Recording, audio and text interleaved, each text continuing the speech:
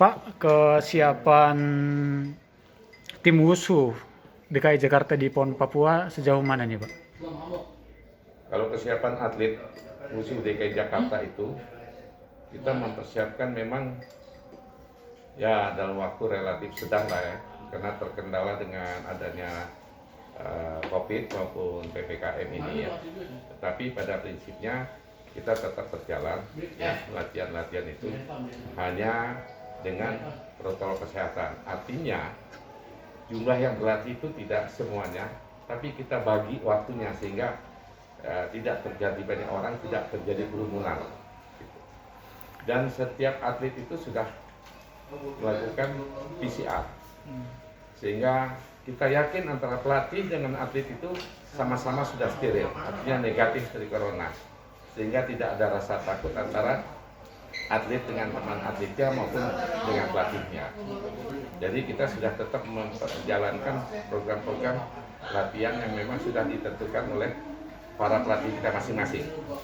Sedangkan target dari wushu untuk DKI Jakarta adalah juara umum. Itu targetnya. Dari 17 jumlah atlet yang terdiri daripada taulu maupun santa. Ya,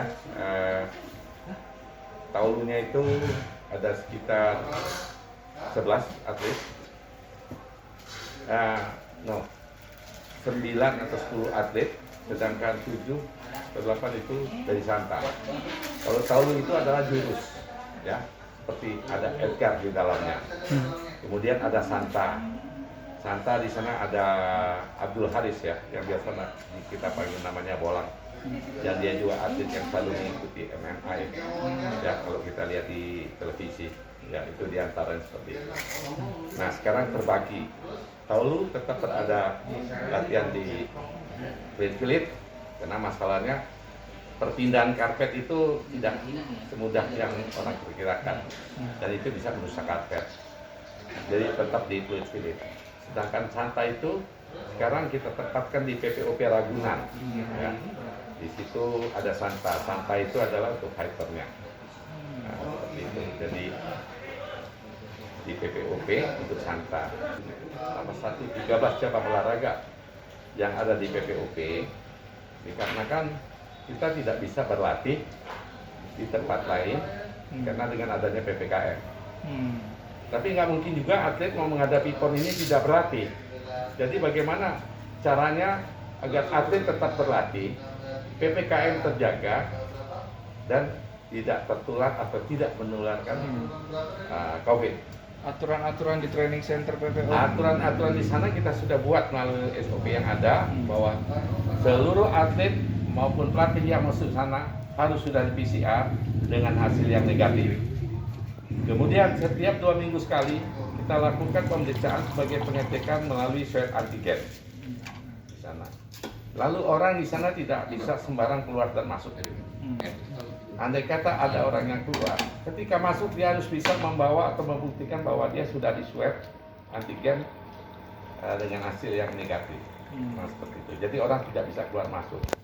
Seperti kiriman makanan atau apa atau barang yang dibutuhkan sama dia, cukup sampai pintu gate. Dari pintu gate itu ada keamanan atau khusus yang mengantarkan ke satu tempat di mana atlet itu boleh mengambil. Artinya seluruh atlet maupun pelatih yang berada di TC terpadu PPOP itu harus mengikuti SOP yang sudah ada agar semuanya steril dan di PPOP tidak terjadi kluster. Itu yang kita harus jaga. Oke, Pak Gede, lebih spesifik kita bicara cabang wushu ya. Seberapa siap para atlet wushu DKI Jakarta dalam menyambut PON ini, Pak? Utamanya karena persiapannya tentu sulit ya selama pandemi ini. Kalau persiapan kita sudah cukup matang lah. Artinya dengan semangat para pengurus, semangat dari para pelatih, dan semangat dari atlet itu sendiri ya, untuk mengatur waktu berlatih. Kemudian juga antara pengurus dengan pelatih mengatur waktu untuk bagaimana tetap anak atlet-atlet itu berlatih. Meskipun kita tidak bisa untuk melakukan tryout ke luar negeri, biasanya ke Cina, tapi kita padatkan latihan-latihan di Jakarta ya, dengan menghadirkan pelatih Cina.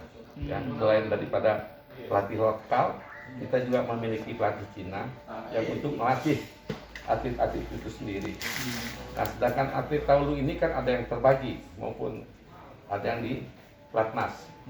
Karena ada beberapa atlet kita yang diambil oleh pelatnas dan di sana juga mereka tetap berlatih dengan pelatih Cina juga. Begitu.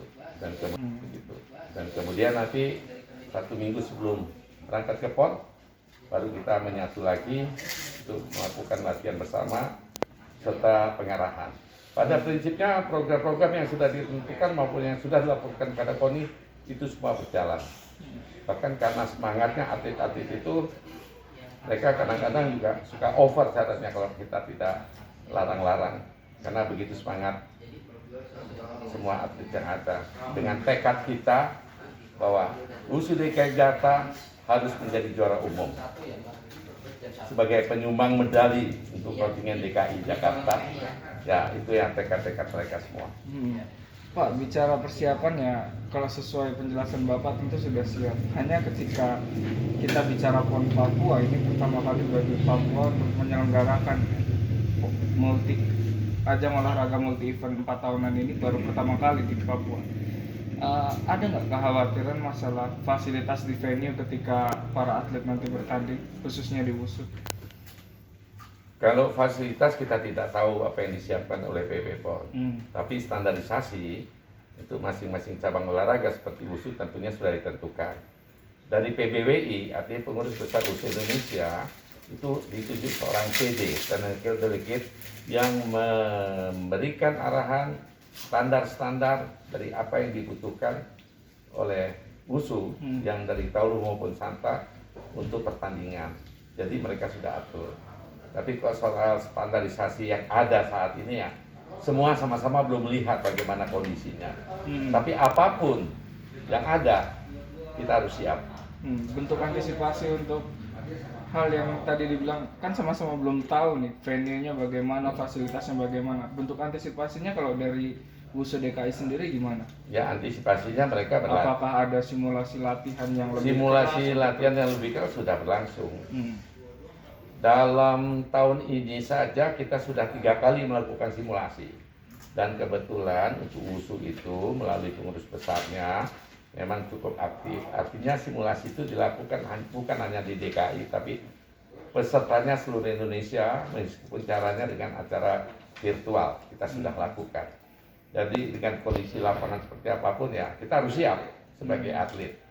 Seperti itu. Pak Gede, ini kan tim WUSU DKI Jakarta ini bermaterikan banyak atlet nasional ya yang udah punya pengalaman kuat lah gitu ya. Tapi dari tim WUSU DKI ada nggak memandang siapa provinsi yang menjadi lawan berat di PON Papua nanti? Kalau dibilang DKI itu banyak, pemain nasional enggak juga. Karena pemain nasional itu cukup merata, terutama dari Jawa Timur, yang merupakan saingan utama dari DKI Jakarta.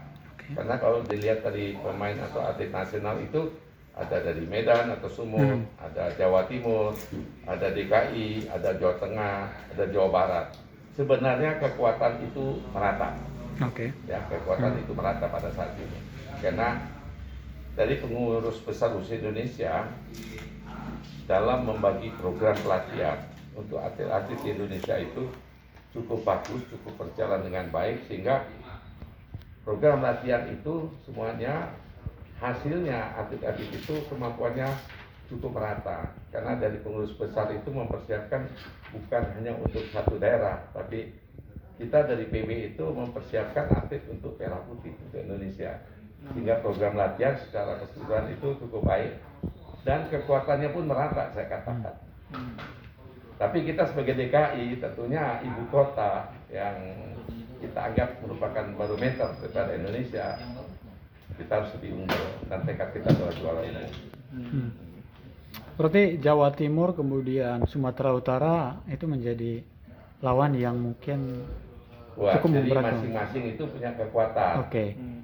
Jawa Timur dan Jawa Tengah itu kekuatannya ada di Santa, fighter. Jawa Timur itu hampir mirip dengan DKI, kekuatannya di Taulu, gitu. Sehingga bagaimana kita bisa memadukan dua unsur Taulumong Santa. Nah, karenanya kita mengatur satu program pelatihan itu sebaik mungkin, semaksimal mungkin, dengan diantaranya ada pelatih dari Cina, kemudian juga latih tanding yang kita lakukan selama ini. Ya, itu kita lakukan untuk bisa meningkatkan rasa kepercayaan diri dari atlet maupun motivasi mereka menuju PON. Ini dalam beberapa waktu ke depan ini kan udah mau berangkat nih ya. Persiapan akhir itu udah sampai mana dan apakah akan melakukan mungkin sparring lagi atau gimana, Bang? Enggak. Oke. Persiapan kita sudah mencapai 97%. Artinya dalam menghadapi PON atau sisa waktu menuju PON kita tinggal latihan-latihan fisik saja kebanyakan kesempatan. Jadi untuk latihan kontak atau fight sudah enggak. Kita khawatir akan terjadi cedera nanti. Nah, sudah cukup latihan mereka. Tinggal bagaimana mempertahankan kondisi fisik atau injuran daripada atlet-atlet itu.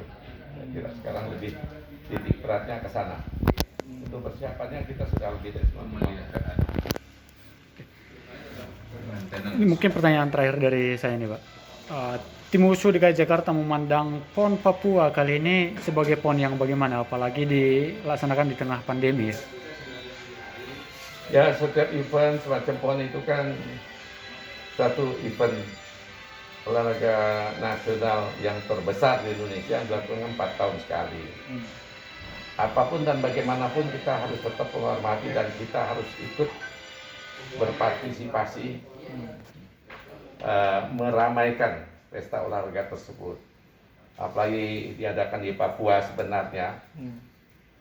Ya, kita menganggap di Papua itu juga kan saudara-saudara kita. Mungkin dengan kehadiran PON di Papua, ya, minat olahraga, minat bertanding dari masyarakat terutama generasi muda Papua ini akan termotivasi untuk menjadi seorang juara, kan seperti itu, dan memperlihatkan ke dunia internasional bahwa Papua itu betul-betul bagian daripada NKRI yang merupakan harga mati bagi Indonesia. Itu kita buktikan sama dunia luar. Sambil kita juga memperkenalkan diri kita dengan saudara-saudara kita di Papua kan. Kita melihat dari postur-postur orang-orang Papua kan sepertinya kan fisiknya bagus-bagus ya. Nah, siapa tahu dengan adanya PON, dengan bermacam cabang olahraga yang ada di sana, mereka tertarik sehingga termotivasi untuk bisa untuk menjadi seorang juara juga. Seperti itu. Berarti akan terasa lebih spesial PON Papua ini, Pak? Spesial. Lebih mengikat rasa persaudaraan.